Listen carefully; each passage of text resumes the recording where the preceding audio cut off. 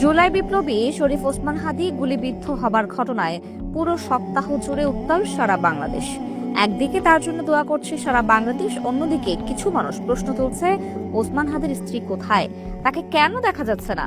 বিশেষ করে হাদির সমালোচনাকারীরা বলছে প্রত্যেক জায়গায় কেন ফাতেমা তাসনিম জুমা দৌড়দৌড়ি করছেন, হাদির স্ত্রী কেন সামনে আসছেন না। তবে খোঁজ নিয়ে জানা যায় ওসমান হাদির স্ত্রী অত্যন্ত পর্দানশীল একজন নারী, যিনি যে কোনো অবস্থাতেই তার পর্দা নষ্ট করবেন না, যার কারণে তিনি কখনো ক্যামেরার সামনে আসেননি। একই কারণে ওসমান হাদির আম্মাকেও কেউ কখনো ক্যামেরার সামনে দেখতে পারেনি। হাদির পরিবার আলেম পরিবার হিসেবে এলাকায় সুপরিচিত। কুরআন হাদিসের শিক্ষা, নৈতিকতা ও দ্বীনি আদর্শে গড়ে ওঠা এই পরিবারের প্রায় সবাই আলেম। হাদির গ্রামের বাড়ি ঝালকাঠি জেলার নলছিটি উপজেলায় খাসমহল এলাকায়। তার বাবা ছিলেন প্রয়াত মাদ্রাসার শিক্ষক মাওলানা আব্দুল হাদি। 3 ভাই ও 3 বোনের মধ্যে ওসমান হাদি সবার ছোট। ইসলামী শিক্ষাই তাদের জীবনের মূল পথ নির্দেশক।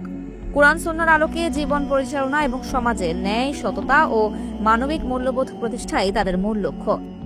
জীবন সংগ্রামে টিকে থাকার লড়াইয়ে হাদি একসময় প্রাইভেট পড়িয়েছেন, পরে সাইফোর্স সহ বিভিন্ন কোচিং সেন্টারে শিক্ষকতাও করেন।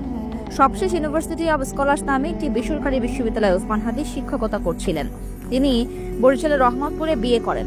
তার 1 বছরের একটি পুত্র সন্তান রয়েছে। হাদির স্ত্রী যখন অন্তঃসত্ত্বা, তখনই হাদি গণঅভ্যুত্থানে ঝাঁপিয়ে পড়েন। অথচ নতুন বাংলাদেশে সবার আগে হাদিকেই গুলিবিদ্ধ হতে হলো।